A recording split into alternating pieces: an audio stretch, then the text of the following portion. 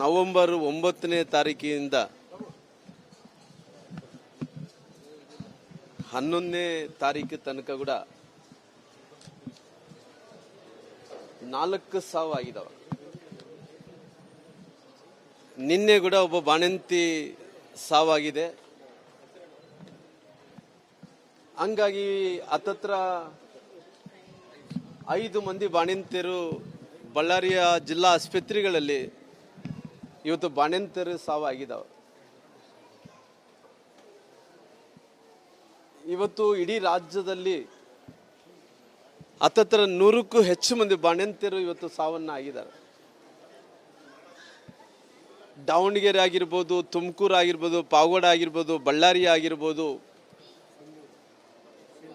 ಸಿಂಧನೂರದಲ್ಲಿ ಆಗಿರ್ಬೋದು, ರಾಯಚೂರದಲ್ಲಿ ಆಗಿರ್ಬೋದು, ಅನೇಕ ಮಂದಿ ಇಡೀ ರಾಜ್ಯದಲ್ಲಿ 100ಕ್ಕೂ ಹೆಚ್ಚು ಮಂದಿ ಬಾಣಂತಿಯರು ಇವತ್ತು ಸಾವನ್ನು ಆಗ್ತಾ ಇದ್ದಾವೆ. ಇವತ್ತು ಇಷ್ಟೊಂದು ದೊಡ್ಡ ಸಾವು ಆಗ್ತಾ ಇದ್ರೆ ಕೂಡ ಎಲ್ಲೋ ಮೊನ್ನೆ ವಿರೋಧ ಪಕ್ಷದ ನಾಯಕರು ಬಂದು ಅವ್ರು ವೀಕ್ಷಣೆಯನ್ನು ಮಾಡ್ಕೊಂಡು ಹೋದರು. ಆದರೆ ಇವತ್ತು ಈ ರಾಜ್ಯದ ಆರೋಗ್ಯ ಮಂತ್ರಿಗಳು ಏನು ಮಾಡ್ತಾ ಇದ್ದಾರೆ ಅಂತೇಳಿ ಒಂದು ಕೂಡ ಗೊತ್ತಾಗ್ತಾ ಇಲ್ಲ. ನೇರವಾಗಿ ಅವ್ರ ಮೇಲೆ ಆರೋಪಣೆ ಮಾಡ್ತೀನಿ ನಾನು. ಯಾಕಂದರೆ ಅವ್ರಿಗೆ ಏನನ್ನ ಅಕಸ್ಮಿತವಾಗಿ ಯಾರ್ಯಾರು ಮಂತ್ರಿಗಳಾಗ್ತಾರೆ ಅವರೆಲ್ಲ ಡಾಕ್ಟ್ರುಗಳಾಗಿ ಇವತ್ತು ಮಂತ್ರಿಗಳಾಗಬೇಕನ್ನಂಥ ಮ್ಯಾಂಡೇಟ್ರಿ ಏನಿಲ್ಲ. ಆದರೆ ಎಲ್ಲೋ ಒಂದು ಕಡೆ ಅವ್ರ ಕಾಯಕ, ಅವ್ರ ಕೆಲಸ ಅವರು ಮಾಡಬೇಕಾಗುತ್ತೆ ಅಲ್ರಿ. ಇಡೀ ರಾಜ್ಯದಲ್ಲಿ 100 ಮಂದಿಗೂ ಹೆಚ್ಚು ಮಂದಿ ಬಾಣಂತಿಯರು ಸಾವಾಗಿದ್ದರೆ ಕೂಡ ಇವತ್ತು ಆರೋಗ್ಯ ಮಂತ್ರಿ ಏನನ್ನ ಬೆಂಗಳೂರಲ್ಲಿ ಕುಂತು ಅಲ್ಲೇ ಮೀಡಿಯಾದಲ್ಲಿ ಮಾತಾಡಿ ಅಲ್ಲಿಂದನೇ ಇವರೇನನ್ನ ಸ್ವಾಮೀಜಿ ಥರ ಮಾಟ ಮಂತ್ರ ಮಾಡಿ ಅಕಸ್ಮಾತ್ ಮ್ಯಾಜಿಕ್ ಮಾಡಿ ಇವ್ರನ್ನ ಬದುಕೋಕ್ಕಾಗುತ್ತೇನು? ಅವರು ಒಬ್ಬ ಜವಾಬ್ದಾರಿಯಾದಂಥ ಮನುಷ್ಯ ಆಗಿ, ಜವಾಬ್ದಾರಿಯಾದಂಥ ಸಚಿವರಾಗಿ ಆಸ್ಪತ್ರೆಗೆ ಭೇಟಿಯನ್ನು ಕೊಡಬೇಕಾಗಿತ್ತು. ಆಸ್ಪತ್ರೆಗೆ ಭೇಟಿಯನ್ನು ಕೊಟ್ಟು ಇಲ್ಲಿದ್ದಂಥ ಯಾರ್ಯಾರು ಸತ್ತಿದ್ದಾರೋ ಅವ್ರಿಗೆ ಸಾಂತ್ವನ ಹೇಳಬೇಕಾಗಿತ್ತು. ಸಾಂತ್ವನ ಜೊತೆಯಲ್ಲಿ ಯಾವುದು ಲ್ಯಾಬ್ಸಿಂದ ಸಾಯ್ತಾ ಇದ್ದಾರೆ ಅಂತೇಳಿ ಅವ್ರು ಕಂಡುಹಿಡಬೇಕಾಗಿತ್ತು. ಯಾವುದು ಕೂಡ ಮುಲಾಜಿಲ್ಲಾರ್ದಂತೆ, ಯಾವುದು ಲೆಕ್ಕಿಸಲಾರ್ದಂತೆ ಇವತ್ತು ಬಡವರು ಪ್ರಾಣ ಹೋಗ್ತಾ ಇದ್ರು ಕೂಡ ನನಗೆ ಯಾವುದೇ ಸಂಬಂಧ ಇಲ್ಲಾರ್ದಂಥ ರೀತಿಯಲ್ಲಿ ಇವತ್ತು ಬೆಂಗಳೂರಲ್ಲಿ ಕುಂತು ಅಲ್ಲೇ ಪ್ರಪಂಚವನ್ನು ನೋಡ್ತಾ ಇದ್ದಾನೆ. ಇವತ್ತು ನೀವು ಮಂತ್ರಿಗಳಾಗಿ ಇವತ್ತು 100 ಮಂದಿ ಬಾಣಂತಿಯರಿಗೆ ಸಾವನ್ನು ಆಗಿದ್ರು ಕೂಡ ಯಾವುದೊಂದು ಜಿಲ್ಲಾ ಆಸ್ಪತ್ರೆಗೆ ಹೋಗಿ ಭೇಟಿಯನ್ನು ಕೊಡಬೇಕಾಗಿತ್ತು. ಯಾಕೆ ಈ ಸಾವಾಗ್ತದೆ ಅಂತೇಳಿ ನೋಡ್ಕೋಬೇಕಾಗಿತ್ತು. ಎಲ್ಲೆಲ್ಲಿ ಲ್ಯಾಬ್ಸ್ ಆಗಿದೆ ಅಂತೇಳಿ ತಿಳ್ಕೊಬೇಕಾಗಿತ್ತು. ಯಾವುದು ಕೂಡ ತಿಳ್ಕೊಂಡಿಲ್ಲ, ನೋಡಿಲ್ಲ, ಮಾಡಿಲ್ಲ, ಯಾವುದಿಲ್ಲ. ಆದ್ರೆಗಿನ ಇವತ್ತು ಆರೋಗ್ಯ ಮಂತ್ರಿಯಾಗಿ ಅವರು ಮುಂದಕ್ಕೆ ಆರೋಗ್ಯ ಮಂತ್ರಿಗಳ ಕೆಲಸವನ್ನು ಮಾಡ್ತಾ ಇದ್ದಾರೆ. ಇವತ್ತು ಮುಖ್ಯಮಂತ್ರಿಗಳು ಮೊನ್ನೆ ಮೀಟಿಂಗನ್ನು ಕರೆದಿದ್ರು.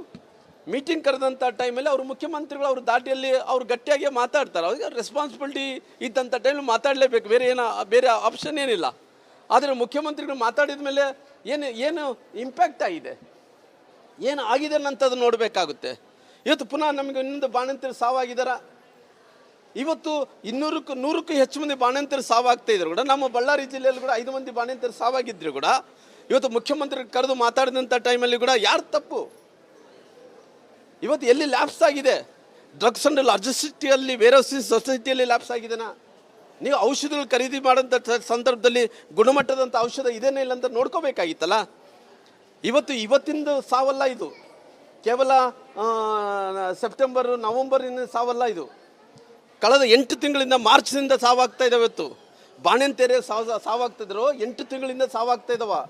8 ತಿಂಗಳಿಂದ ಸುಮಾರಾಗಿ 100ಕ್ಕೂ ಹೆಚ್ಚು ಮಂದಿ ಬಾಣಂತಿಯರು ಸತ್ತಂಥ ಟೈಮಲ್ಲಿ ಕೂಡ ಇವರು ಅವಾಗ ಮಾರ್ಚ್ ತಿಂಗಳಲ್ಲಿ ಸತ್ತ ಮೇಲೆ ಭಾಳಷ್ಟು ಕಡೆ ಒಂದು 3-4 ತಿಂಗಳಾದ ನಂತರ ಎದಕ್ಕೋಸ್ಕರವಾಗಿ ಸಾವಾಗಿದೆ ಅಂತೇಳಿ ಆಲ್ರೆಡಿ ಒಂದು ಬೆಂಚನ್ನು ಕಾನ್ಸ್ಟಿಟ್ಯೂಟ್ ಮಾಡಿ ಅಲ್ಲಿ ಒಂದು ತನಿಖಾಧಿಕಾರಿಗಳನ್ನು ನೇಮಿಸಿ ಈ ತನಿಖೆ ಏನಾಗುತ್ತೆ ಅಂತ ನೋಡಿದಂಥ ಟೈಮಲ್ಲಿ ಅಲ್ಲಿ ತನಿಖಾಧಿಕಾರಿಗಳು ಯಾರನ್ನಂತ ನನ್ನ ಹತ್ರ ಡಾಕ್ಯುಮೆಂಟೇಷನ್ ಇಲ್ಲ, ನಾನು ತಿಳಿಸಿನಿ.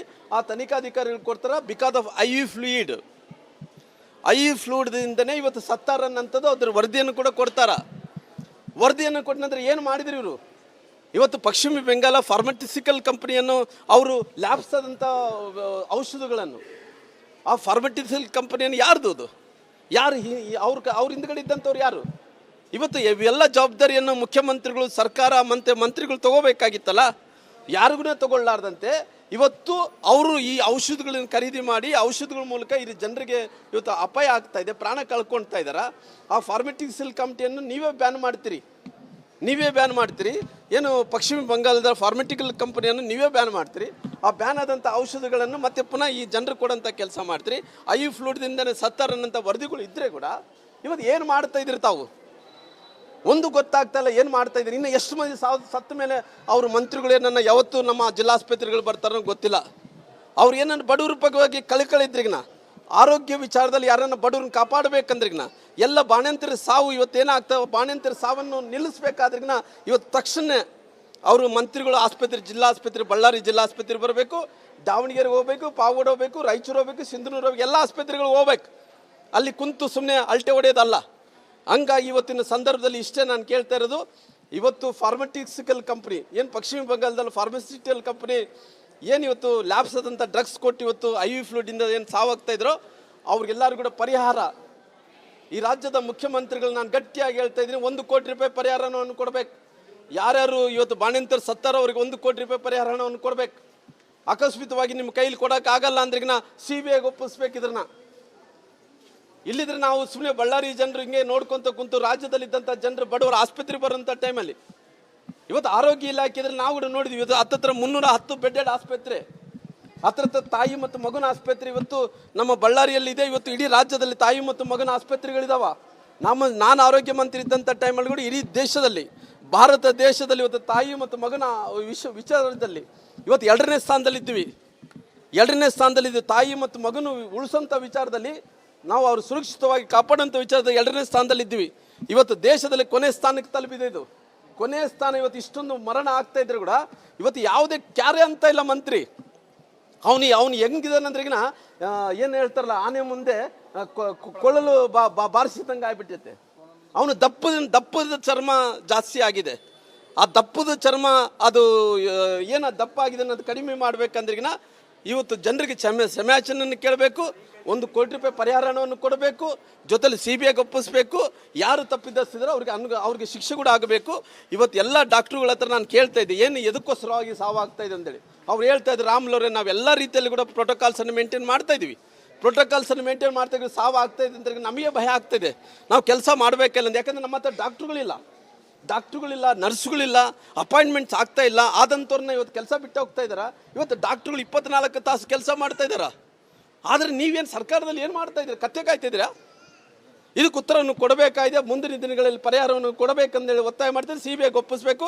ಯಾರು ತಪ್ಪಿದಸ್ತಿದ್ದಾರೋ ಫಾರ್ಮಸ್ಯೂಟಿಕಲ್ಸ್ ಕಂಪನಿನ ಅವರು ಪುನಃ ಅವರು ಜೈಲಿಗೆ ಕಳಿಸೋಂಥ ಕೆಲಸ ಆಗಬೇಕು. ವರದಿ ಕೊಟ್ಟಿದೆಯಲ್ಲ, ಆ ವರದಿನ ನೀವು ಒಪ್ಕೊಳ್ಳೋಕೆ ರೆಡಿ ಇದ್ದೀರಾ ಸರ್? ಯಾಕೆಂದ್ರೆ ಈಗ IV ಫ್ಲೂಯಿಡ್ ಇಂದ ಆಗಿರೋದು. ಈಗ ಅವತ್ತು 7 ಜನಕ್ಕೆ ಮಾತ್ರ ಈ ಥರ ಎಫೆಕ್ಟ್ ಆಗಿದೆ. ಅದು IV ಫ್ಲೂಯಿಡ್ ಇದು ಕಷ್ಟ ಆಗಿದೆ ಅಂದರೆ ಅದೇ ಬ್ಯಾಚನ್ನು ಬೇರೆಯವ್ರಿಗೂ ಕೊಟ್ಟಿದ್ದಾರಲ್ವಾ ಬೇರೆ ಕಡೆ, ಅಲ್ಲಿ ಯಾಕಾಗಿಲ್ಲ ಸರ್? ಎಲ್ಲ ಕಡೆ ಕೂಡ ನೋಡಿ ಉದಾಹರಣೆ ಬಳ್ಳಾರಿಯಲ್ಲೇ ಸರ್ ಉದಾಹರಣೆಯಾಗಿ ಅಲ್ಲಲ್ಲ ಉದಾಹರಣೆಯಾಗಿ ನೋಡ್ರಿ ಸರ್, ಏನಾಗುತ್ತೆ ಅಂತ ಹೇಳಿದ್ರೆ ಕೆಲವೊಂದು ಮನುಷ್ಯರಲ್ಲಿ ಹ್ಯುಮಿನಿಟಿ ಪವರ್ ಅನ್ನೋಂಥದ್ದು ಇರ್ತದೆ. ಅಂದರೆ ಹ್ಯುಮಿನಿಟಿ ಪವರ್ ಇದ್ದಂಥ ಟೈಮಲ್ಲಿ ಅವನಿಗೆ ಶಕ್ತಿ ಇರುತ್ತೆ. ಅಂದರೆ ಅವ್ರಿಗೆ ಏನನ್ನ ಎಲ್ಲ ಶಕ್ತಿಗಳಿದ್ರಿಗಿನ ಅವನು ಮನುಷ್ಯ ಕಾಪಾಡ್ಕೊತಾನ. ಆಕಸ್ಮಿತವಾಗಿ ಈ IV ಫ್ಲೂಯಿಡ್ ಕೊಟ್ಟಂಥ ಟೈಮಲ್ಲಿ ಕೂಡ ಅವನು ಬೇರೆ ಬೇರೆ ಅಂಗಾಂಗಗಳು ಏನನ್ನ ವೀಕ್ನೆಸ್ ಇದ್ದಂಥ ಟೈಮಲ್ಲಿ ಪ್ರಾಣವನ್ನು ಕಳ್ಕೊತಾರೆ. ಇವತ್ತು ಭಾಳಷ್ಟು ಮಂದಿ ಸತ್ತೋರೆಲ್ಲರೂ ಕೂಡ ಸಿಜರಿನ್ ಮಾಡಿಸ್ಕೊಂಡಂಥವ್ರು. ಇವತ್ತು 5 ಮಂದಿ ಏನು ಸಾವಾಗಿದ್ದವು ಎಲ್ಲ ಕೂಡ ಸಿಜರಿನ್ ಮಾಡಿಸ್ಕೊಂಡಂಥವ್ರು. ಇವತ್ತು ನ್ಯಾಚುರಲ್ ಡೆಲಿವರಿ ಒಂದು ಕಡೆ ಆಗುತ್ತೆ, ಸಿಜರಿನ್ ಡೆಲಿವರಿ ಒಂದು ಕಡೆ ಆಗುತ್ತೆ. ಈ ನ್ಯಾಚುರಲ್ ಡೆಲಿವರಿ ಆದಂಥವ್ರು ಸಾಯ್ತಾ ಇಲ್ಲ. ಅವ್ರು ನ್ಯಾಚುರಲ್ ಡೆಲಿವರಿ ಆಗ್ತಂದ್ರೆ ಅವ್ರಿಗೆ ಇಮ್ಯುನಿಟಿ ಶಕ್ತಿ ಇರ್ಬೋದು. ಯಾರ್ಯಾರು ಸಿಜರಿನ್ ಶಕ್ತಿ ಆಗ್ತಾ ಇದ್ದಾನೋ ಅವ್ರಿಗೆ ಅಲ್ಲ, ಕಂಪ್ನಿ ಅನ್ನೋಂಥದ್ದು ಹ್ಯುಮಿನಿಟಿನೇ ಬೇರೆ, ಇದು IV ಫ್ಲೂಯಿಡ್ಸೇ ಬೇರೆ. ನಂತರ ಇವತ್ತು ಸಿಜರಿನ್ ಆದಂಥ ಟೈಮಲ್ಲಿ ಡೆತ್ ಆದಂಥದ್ದೇ ಬೇರೆ. ಇವತ್ತು ಉದಾಹರಣೆಯಾಗಿ ನಾನು ಕಂಪ್ಲೀಟ್ ಉದಾಹರಣೆಯಾಗಿ ಕೇವಲ ಇವತ್ತು ಬಳ್ಳಾರಿ ಜಿಲ್ಲೆಯಲ್ಲಿ ಒಂದೇ ಅಲ್ಲ, ಇದು ರಾಯಚೂರದಲ್ಲಿ ಆಗ್ತಾ ಇದ್ದಾವ, ಇವತ್ತು ದಾವಣಗೆರೆದಲ್ಲಿ ಆಗ್ತಾ ಇದ್ದಾವ, ನಂತರ ಪಾವಗಡದಲ್ಲಿ ಆಗ್ತಾ ಇದ್ದಾವ, ಸಿಂಧನೂರದಲ್ಲಿ ಆಗ್ತಾ ಇದ್ದಾವೆ. ಎಲ್ಲ ಡೆತ್ ಆದಂಥ ಟೈಮಲ್ಲಿ ಸೈಮಲ್ಟೇನಿಯಸ್ಲಿ ಆಗಿ ಇವತ್ತು ಕೇವಲ ರಾಜಕಾರಣಕ್ಕೋಸ್ಕರವಾಗಿ ಮಾತಾಡ್ತಾ ಇಲ್ಲ. ಆದರೆ 100 ಸರ್ IV ಫ್ಲೂಯಿಡ್ದಲ್ಲಿ ನೋಡಿ ಸರ್, ಒಂದೊಂದ್ಸರಿ ಹಣೆಬಾರ ಅನ್ನಂಥದ್ದು ಇರ್ತದಲ್ಲ, ಹಣೆಬಾರ ಎನ್ನಂಥದ್ದು ಅಲ್ಲಲ್ಲ 100ಕ್ಕೆ 100% ಆ ತನಿಖಾ ಅಧಿಕಾರಿಗಳು ಏನು ಇವತ್ತು ಯಾರು ಮೆಡಿಕಲ್ ಕಾಲೇಜಿನ ಇದಕ್ಕಿಂತ ಮುಂಚೆ ಮಾರ್ಚಲ್ಲಿ ಆದಂಥ ಇನ್ಸಿಡೆಂಟ್ ಆದಮೇಲೆ ಒಬ್ಬರನ್ನ ನೇಮಿಸ್ತಾರ. ಯಾವುದೋ ಇನ್ಸ್ಟಿಟ್ಯೂಟಿಂದ ಕಮಿಟಿ ಇನ್ಸ್ಟಿಟ್ಯೂಟ್ ಮಾಡಿದಂಥ ಟೈಮಲ್ಲಿ ಅವ್ರು ಕ್ಲಿಯರಾಗಿ ವರದಿ ಕೊಡ್ತಾರ, IV ಫ್ಲೂಯಿಡ್ನಿಂದ ಡೆತ್ ಆಗಿದೆ ಅಂತ ವರದಿ ಕೊಡ್ತಾರ. ಬ್ಯಾನ್ ಮಾಡಿದಂತ ಅದನ್ನೇ ಸಪ್ಲೈ ಮಾಡ್ತಾರ, ಅದನ್ನೇ ಸಪ್ಲೈ ಮಾಡಿದಾರೆ. ಅದು ಏನಂದ್ರೆ ಇದ್ರ ಕೈ ಹಿಂದ್ಗಡೆ ಯಾರು ಇದಾರೆ ಅನ್ನೋಂಥದ್ದು ಏನಾಗಿದೆ, ಕರಪ್ಷನ್ ಆಗಿದೆ ಅನ್ನೋಂಥದ್ದು ಕಂಡುಹಿಡಿಬೇಕಾಗಿದೆ.